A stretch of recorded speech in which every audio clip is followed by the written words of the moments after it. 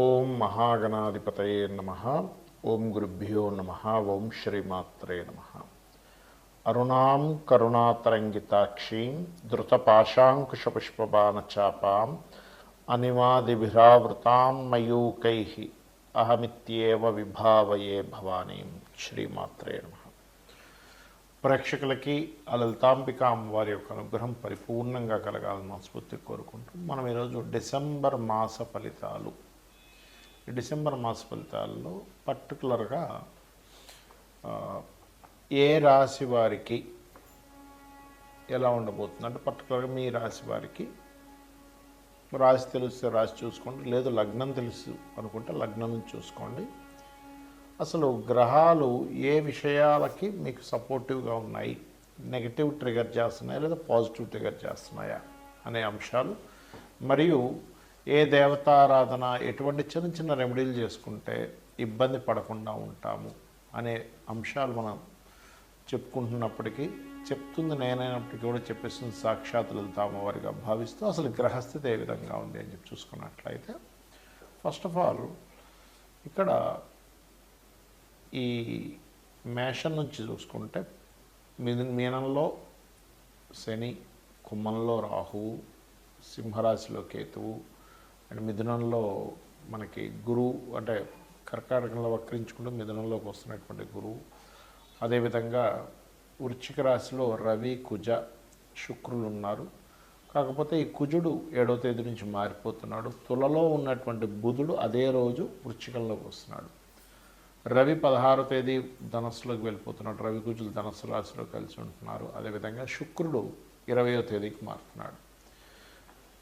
ఈ యొక్క గ్రహస్థితిని అనుసరించి ద్వాదశ లగ్నముల వారికి, లగ్నం తెలియని రాశుల వారికి ఏ విధంగా ఉందనే విషయం మనం తెలుసుకుందాం. ముందుగా మేషం వారికి ఎలా ఉంది? లగ్నాధిపతి ఎప్పుడైతే అష్టమ స్థానంలో ఉంటున్నాడో 7వ తేదీ వరకు కూడా కొన్ని షార్ట్ జర్నీస్, ఇంటి దగ్గర ఉండకపోవడం, రకరకాల ప్రాంతాలకు వెళ్ళడం అనేది చూపిస్తుంది.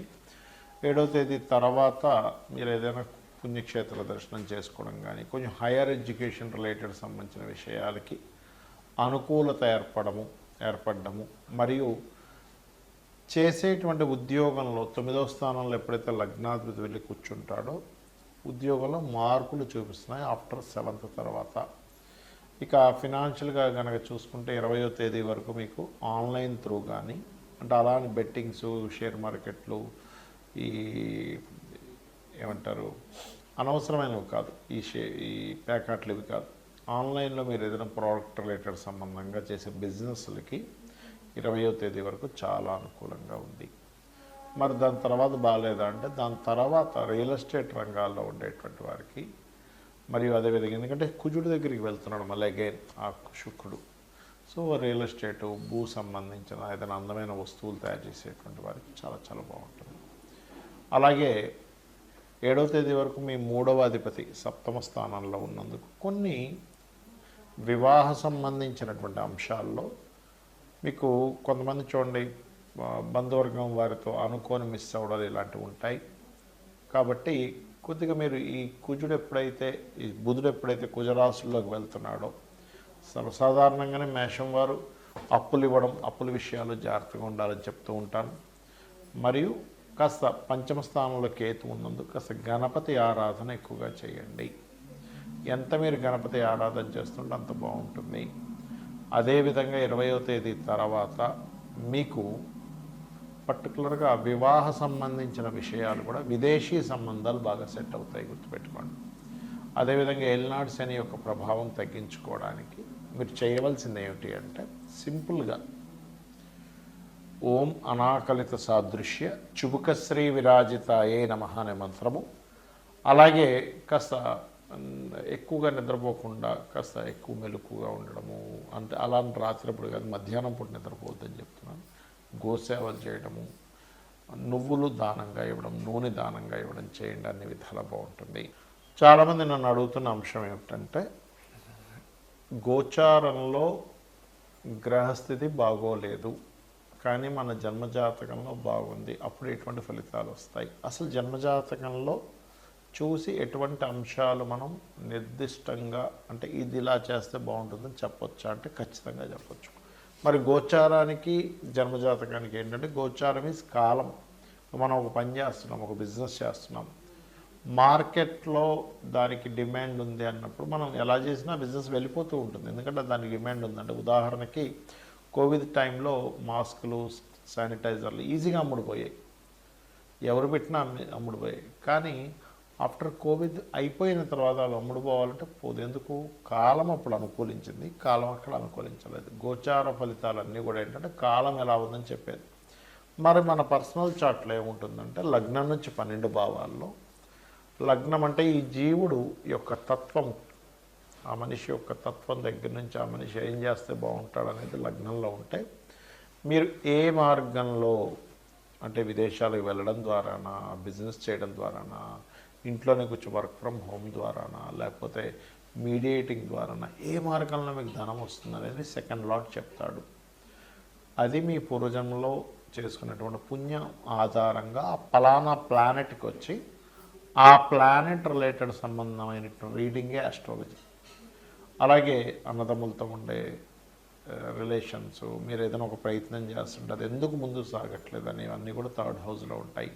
మీరు ఏం చదువుకుంటే మంచిది. చాలామంది పిల్లలకు చూడండి, వాళ్ళకి ఫలానా చదివిస్తారు, కానీ వాళ్ళు తీరా ఎడ్యుకేషన్ కంప్లీట్ అయ్యాక అందులో సెటిల్ అవ్వలేక ఇంకొక సబ్జెక్ట్ తీసుకొని దాంట్లో వాళ్ళు మరలా నిష్ణాతులై ఇన్ని సంవత్సరాలు చదివినంత వేస్ట్ అయిపోతుంది. సో 4th లార్డ్ని బట్టి మీరు ఏం చదవాలి, ఏ డైరెక్షన్ గృహంలో ఉంటే మంచిది, మీ మదర్తో ఉండే రిలేషన్స్, మీరు ఎప్పుడు వాహనం తీసుకుంటే మంచిది, ఎప్పుడు గృహం తీసుకుంటే మంచిది, ఇవన్నీ 4th హౌస్లో ఉంటాయి.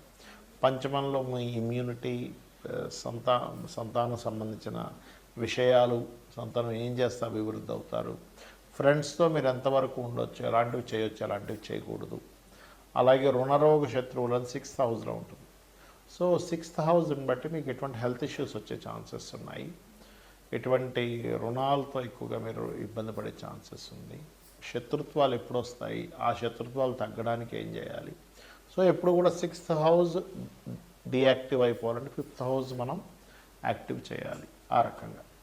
అలాగే మరొక విషయం ఏంటంటే అసలు చాలామంది చేసే మిస్టేక్ ఏంటంటే అసలు ఇవాళ రేపు సొసైటీలో వివాహాలు విచ్ఛిన్నం అవ్వడానికి ముఖ్యమైన కారణం కేవలం పాయింట్స్ చూసుకొని వివాహాలు చేసేసుకోవడం. అది పూర్తిగా తప్పు. 36కి 18 వచ్చాయా చేసేస్తున్నారు, అది పూర్తిగా తప్పు.